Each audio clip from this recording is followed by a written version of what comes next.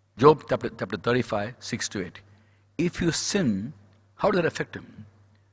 If your sins are many, what does that do to him? If you're righteous, what do you give to him? What does he receive from your hand? Your wickedness only affects a man like yourself. Righteousness only the sons of men. So our obedience or disobedience affects only us. God wants us to enjoy this peace and joy. So he says, you obey me. When you walk with me, you'll manifest this peace and joy. And this peace and joy will become contagious or infectious. As we walk with him closely, our peace becomes infectious. Now let's come back to the Gentiles, the people who don't know Jesus. The whole world today is searching for peace. Is searching for peace. They don't know where to go. When we obey him, when we walk in holiness and please him all the time, we preserve that peace. And God will make people come to us when they notice we have got that peace and ask us, how come you got peace? Something about you. You got some peace which I don't have. You only have to respond. The peace the world is searching, oneness with God, has been given to us. This peace is a peace beyond understanding. To understand the peace beyond understanding, you must first understand the peace that can be understood. You must first understand the peace that can be understood before you understand the peace beyond understanding. What's this peace that can be understood? No problem means peace. Two countries are at peace when they are not at war. No war means peace. That's a worldly peace. So for people, no problem means peace. Everybody has problems, so nobody has peace. The peace Christ has given us is something beyond understanding. Meaning, in the midst of difficulties, we have peace. As we walk with him, we will face difficulties in life. The Lord never said, you follow me, you won't have difficulties. In fact, he promised us difficulties. In the world, you will have troubles. In me, you have peace. What's the meaning of in him? The term in him. In him means abiding in him. The practical expression of abiding in Christ is 1 John chapter 3 verse 24. In 1 John 3:24, John writes, those who obey his commandments live in him and he in them. This is how we know he lives in us. He knows by the Spirit he gave us. Today we are constrained by the love of God to obey the teachings of the Lord Jesus Christ. Not the Old Testament law, but the qualified Old Testament law which he gave to us. He earlier said, love your neighbor, hate your enemy. But Jesus says, love your enemies. Today we are called to love enemies. And that will happen when you walk intimately with him and let Christ live his life through you. Let Christ live his life through you, through us. And I like to always follow the example of the Apostle Paul for transformation. For me, the Lord Jesus Christ is the example of perfection, role model for us to imitate, but he's not the example for transformation. Because in his case, there was no transformation required. He's perfect, sinless. He never changed. God never changes. Whereas Paul, for me, is an example of transformation. A violent man, persecutor, blasphemer, but he changed. 7th chapter of Romans, the last few verses, he's talking about the struggle with sin. What he wants to do is not able to do. What he does not want to do, he's doing. And he says, what a wretched man I am. Who will rescue me from this body of death? And he says, thanks be to God through Jesus Christ. The 8th chapter of Romans, the entire chapter is about spirit. Spirit, spirit, spirit, spirit. 7th chapter end, I. We try with our own strength, we fail. When we are weak, then we are strong in him. By the Holy Spirit's power, we can live a life set apart for Jesus. In Romans 15:18, Paul writes, Romans 15:18, I will not venture to speak of anything except what Christ has accomplished through me. Not me accomplishing for Christ, Christ accomplishing through me. The power of signs and miracles, but the power of the Holy Spirit. It's not about what we can do for Him. It's how much we allow Him to have full control of our lives. Christian life and ministry is moving out of the way, letting Him have full control. So as we walk with Him intimately and closely, see, a long time back, I learned to ask God what I can ask Him. I learned to ask Him what I can ask Him. To ask Him permission to ask Him what He wants me to ask Him. I said, Lord, what can I ask of you, Lord? The Lord told me, you ask that you walk with me. That you walk with me. Lord, to walk with you, what should I ask? Ask that you're able to please me all the time. You must please me all the time. To please you all the time, what do I need, Lord? Lord said, ask for faith. Ask for faith. When you have faith, we can please Him all the time. When we please Him all the time, we can walk with God. Then I found out that's the secret of the life of Enoch. Enoch walked with God 300 years. How did he walk with God? By faith. 11th chapter of Hebrews, verse 5 and 6. Hebrews 11, 5 and 6 is written, by faith, Enoch was taken from his life. He couldn't be found because God took him away. He didn't face death. Before he was taken, he was commended as one who pleased God. And without faith, it's impossible to please God. You and me are called to live a life that pleases Him. We don't have to strive for peace. Don't crave for peace. He's given you peace. See, when I was not a Christian, I tried to be a very good person out of fear of punishment. I thought this holy God, whoever He is, I didn't know God. I knew He is a holy God, even then I knew it. He doesn't tolerate sin. He hates sin. If I do something wrong, He will punish me. So I tried to be a very good person out of fear of punishment. That was my life before I came to Christ. When I turned to Christ 38 years ago, I came to understand on the cross, He took away my punishment and gave me peace. Isaiah 53:5.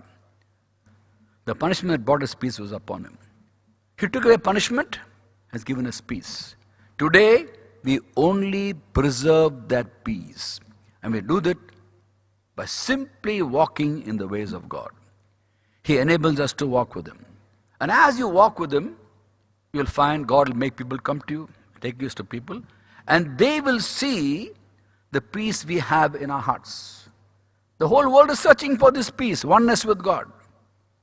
And God will bring them to us. Very often as an evangelist, I go to many places, but God also brings people to us. Sometimes I get phone calls from strangers. One phone call will come. Are you Mr. Rajkumar? Yes. Can I meet you? Yes.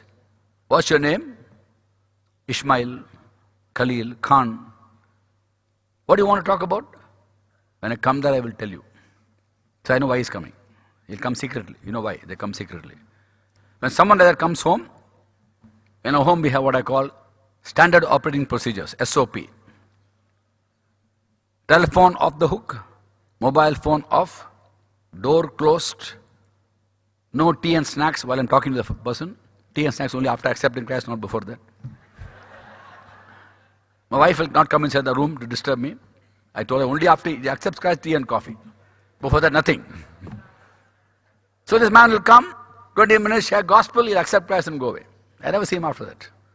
Doesn't matter, I'll see him in heaven. God will bring people to us. Sometimes don't be surprised when you have difficulties. No, don't complain.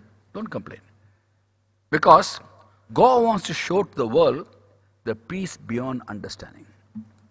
Supposing someone comes to me and says, Mr. Rajkumar, you have got a lot of peace. Any problems you have got? If I say, no problem. That's why you got peace. No problem, so you've got peace. I understand. Whereas when I have many difficulties, a lot of difficulties, still have peace, they come and ask me, you got so much of peace, any problems? I said, yeah. I've got this problem, I've got that problem, I've got that problem. So many problems and you got peace? I can't understand how. That's why it's a peace beyond understanding. How can God demonstrate that to the world unless we have problems?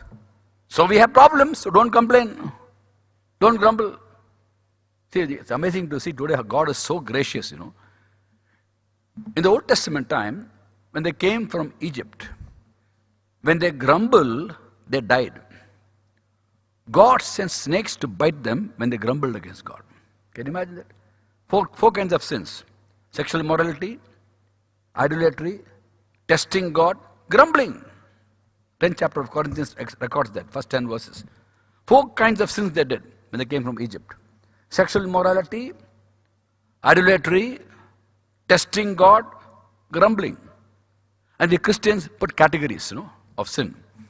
This morning we heard from Reverend Charles Price that sin means missing the mark.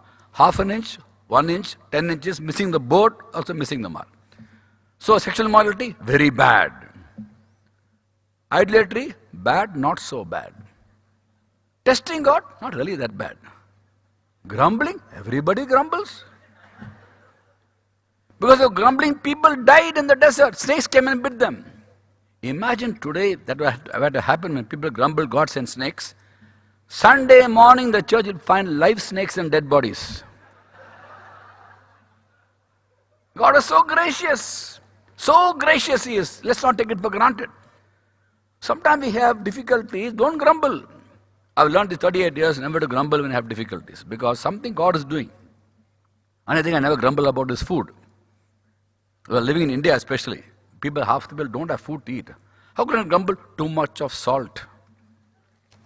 Food is not hot enough. When people are dying of hunger, whatever God gives, thank and eat. Give thanks and eat. And therefore, for us today, we should thank Him for the amazing grace. And when you obey Him, we will face difficulties. What should we do then? How do you respond? James chapter 1, 2, 3, 4. Consider pure joy when you face trials of many kinds. For the testing of your faith, there is perseverance. Perseverance finish its work in you, that you be mature and complete, not lacking anything. Consider pure joy when you face trials of many kinds. We have to persevere. One word for perseverance in the Old English is long suffering. What's long suffering? Suffering long, not suffering short. The moment problem comes, oh Lord, take it away, Lord. The whole Bible study group prays, oh Lord, this man got a problem. Oh Lord, please, Lord, no problem for him, Lord. And I wonder why. When it's according to God's will, praise God. Every trouble in this world is creating for us glory in heaven. More troubles here, bigger mansions in heaven. More bedrooms there. More trouble here, more bedrooms. No trouble, construction stopped in heaven. Angels go on strike. Why should I build a house for this fellow? One small trouble, he's grumbling. Let's thank Him for difficulties. I had many difficulties in my life. I don't have time to relate. But praise God, all these years, God never allowed me even once to get discouraged. I'll give a simple solution for it. Logical way of being encouraged all the time. The Holy Spirit lives in us always.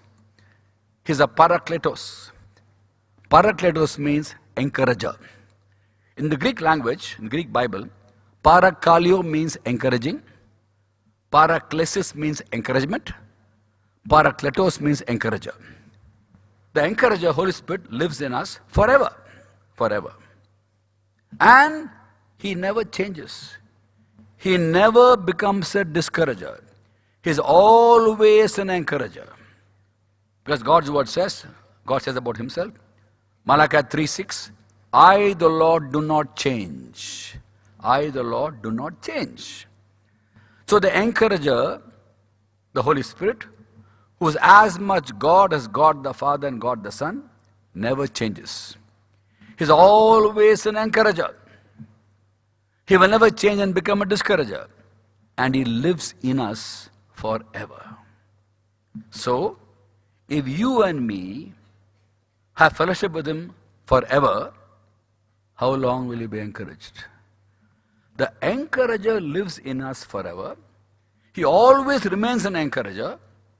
He will never change and become a discourager. So, if you have fellowship with Him forever, how long will you be encouraged? Answer, forever. Now you know why almost in every church all over the world, we have 84 countries represented here, almost every church, every denomination, at the end of the church service on Sunday morning, the pastor announces what is called a benediction. And one of the most popular benedictions is found in 2 Corinthians 13:14. In 2 Corinthians 13:14 is written, Paul writes, "Now may the grace of our Lord Jesus Christ, the love of God the Father, and the fellowship of the Holy Spirit be with you now and forevermore." Let's look at it for a few minutes. Because love of God the Father, He sent Christ to the world. Through the grace of the Lord Jesus Christ, been given the Holy Spirit to be in us. And we are called to have fellowship with Him forever. Why every Sunday the pastor says the same thing? Every Sunday we hear this. May the Holy Spirit's fellowship be with you now and forevermore. Next Sunday, now and forevermore. Next Sunday, now and forevermore. Why every Sunday? Because we're not having fellowship. We're not having fellowship with the Holy Spirit.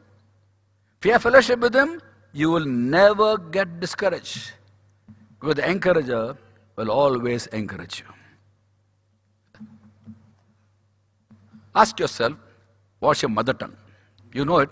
If I ask you what's your mother tongue, some will say Swahili, some will say Spanish, Portuguese, English, Russian. Let me ask you one more question.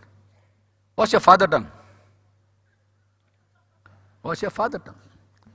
The Heavenly Father's tongue, what is it? The Scriptures. That's how He speaks. God speaks through Scriptures. He will never speak against His Scriptures.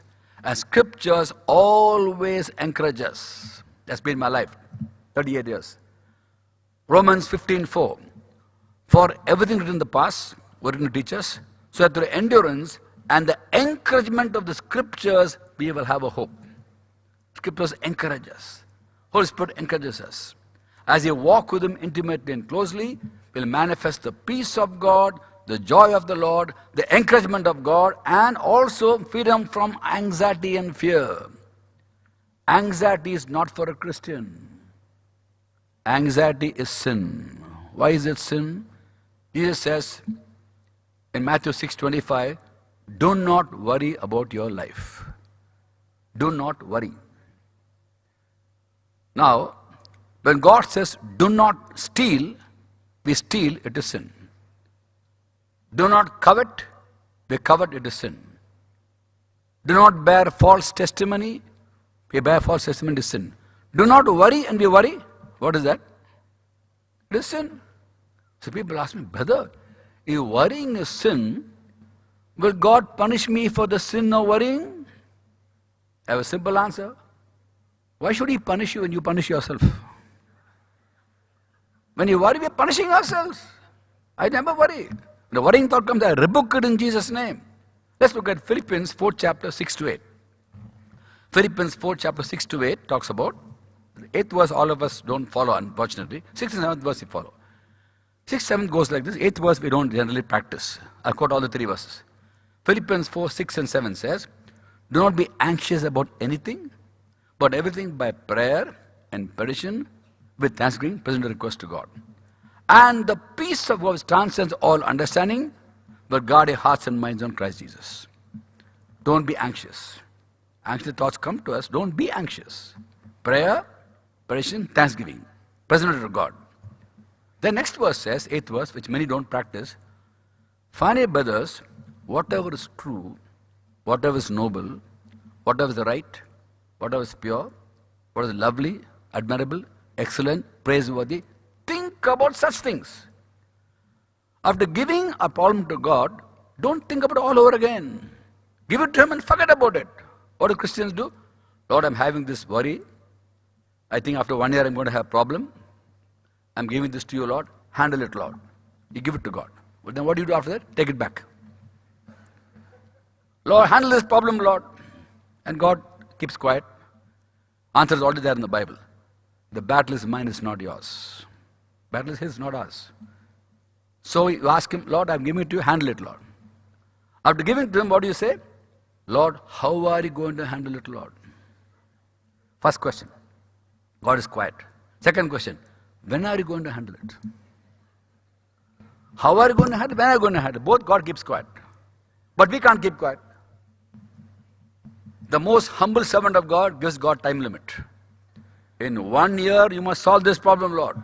1 year, you must do it.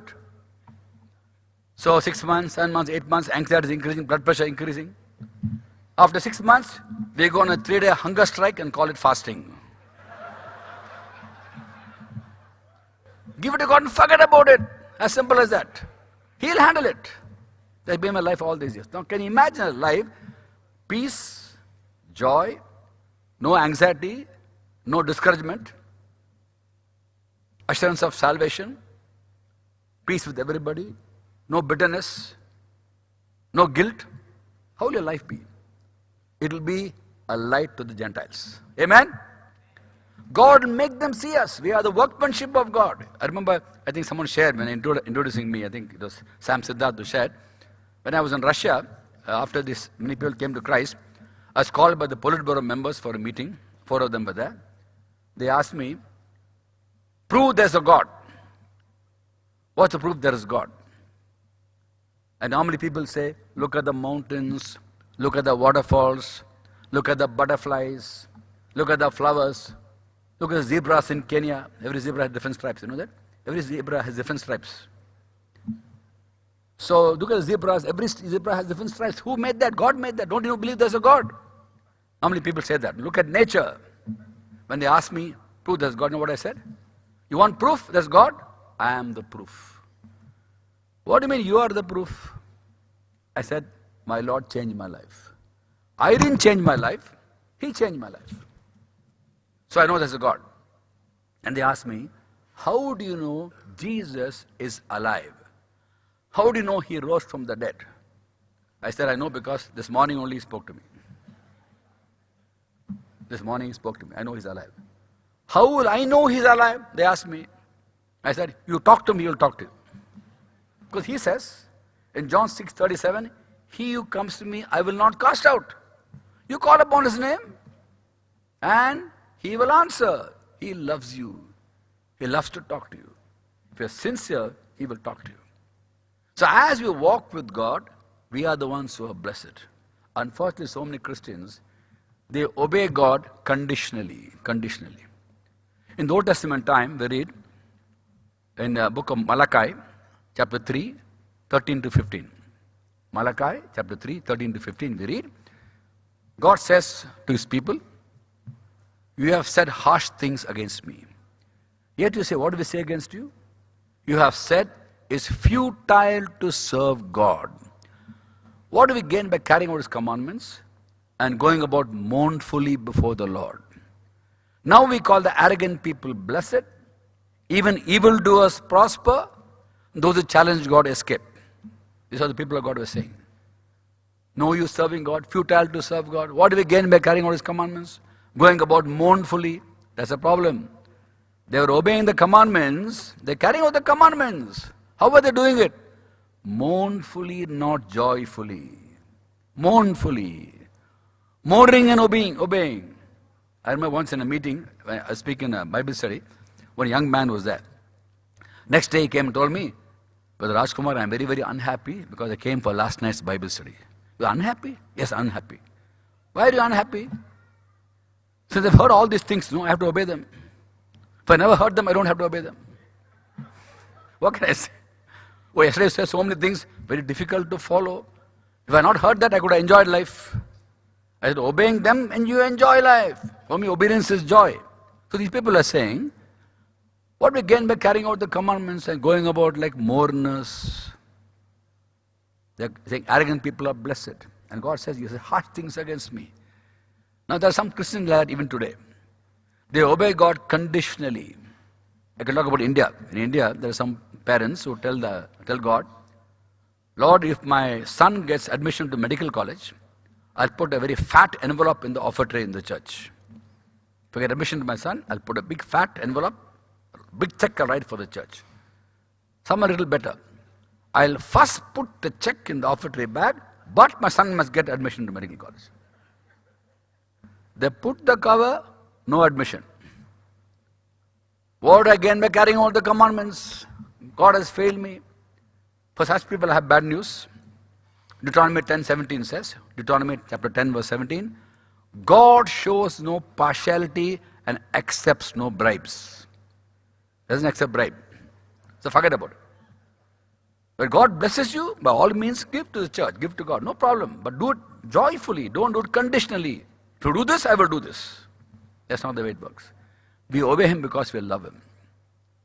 We don't obey Him to avoid punishment. We obey Him because we love Him. In that process, we are blessed with peace, joy, confidence of prayers being answered, manifesting freedom from anxiety and fear, manifesting encouragement, eternal encouragement. There's a very interesting verse in the Bible. In the NIV version, it goes like this. 2 Thessalonians chapter 2, 16, 17. 2 Thessalonians chapter 2, 16, 17 says, May our Lord Jesus Christ Himself and God our Father, who loved us and by His grace gave us eternal encouragement. Gave us eternal encouragement. Can you imagine that? He has given us eternal encouragement. Because the eternal encourager lives in us always. You know, as we choose to be friends of Jesus, you'll find you always go back to Him. I tell Him my sorrows, my joys, everything I tell Him. I don't keep anything to myself. Pass the buck on to Him. Because He's saying, come to me, all weary and burdened, I will give you rest. I learned all these years, every day, every morning, early morning, He wakes me up. When a friend of God, He wakes us up morning by morning. In the book of Isaiah, chapter 50, verse 4. Isaiah, chapter 50, verse 4. Isaiah writes, the sovereign Lord has given an instructed tongue to know the word that sustains the weary. He wakens me morning by morning, wakens my ear to listen like one being taught. Early morning He'll wake us up if you want to be His friend. He'll wake us up to teach us, to give us the exact word to go and talk to people who are discouraged, troubled, hurting people. We find hurting people everywhere in the world. As medical professionals, you find them all the time. Every day you meet people who are hurting, physically hurting, mentally hurting, emotionally hurting. What a privilege for us to share the word with them, to encourage them. For that, we must listen to Him early morning. In my 38 years as a Christian, I've heard His voice, audible voice, only 3 times. Audible voice, 38 years. First time was early morning, Raj, get up. 3 o'clock in the morning, got up and prayed. After 10 years, again, Raj, get up. Got up and prayed. Third time, not 3 words, only 1 word.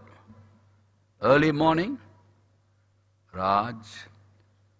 Early morning, Raj means what? Get up. 4th time, no voice. He patted me. 2 pats, get up. Sometimes Christians, no? Sincere Christians, sincerely wrong Christians. They are sincerely wrong Christians also, who will give you wrong advice. One person told me, change your name. Rajkumar Ramchandran is a Hindu name, right? Change it. I said, Ramchandran, my father's name, I can't change it. He's already dead and gone. I can't ask his permission. The Bible said, don't contact the spirits of the dead. How can I change his name without asking his permission? I can't ask his permission because, he's dead and gone. And I can't ask Jesus to talk to him and tell him, what can I change my name? Jesus got better things to do than convey information. So Ramchandran I can't change. Rajkumar will not change because he called me by name 3 times, Raj. So my name is still Rajkumar Ramchandran. And by the way, Rajkumar means prince. And I know why I'm called Rajkumar by my parents, because my father is King of Kings and Lord of Lords. Amen? We're all princes and princesses. Praise God, He's given us everything we need for life and godliness. So don't make obedience a big burden. It's a joy. To be holy is a joy. Unto Him we are holy. Because it says in Ephesians 1:4, He chosen Him before the creation of the world to be holy and blameless in His sight. If I say I never sin, I would be a hypocrite. I do sin, even today, in thought, word and deed. But the moment I become aware of it, I throw it away. The moment I become aware of it, God reveals to me, I throw it away. I don't continue. So we never put our holiness as our hope. We never put hope in our holiness, we put our hope in grace. Because we have grace, we are called to live a holy life. In that process, we'll manifest the peace of God, the joy of the Lord. In that process, we become a light to the Gentiles. Amen? Tomorrow I'll talk about how to communicate the gospel one-to-one with people of other faiths. One-to-one all of us can do. All of us can do, especially doctors, I told you, because you are trained how to share bad news. You can share good news also. Tomorrow I'll talk about that, on actually sharing the gospel with people at every opportunity you get. And I'm sure it will be a blessing for all of us. And remember, when we obey Him, we are blessed. We are blessed. He's a selfless God. He wants us to obey Him for our good, not for His good. Amen. God bless you. May you take the word very seriously. May your whole life change by His grace for His glory and edification of God's people. Amen.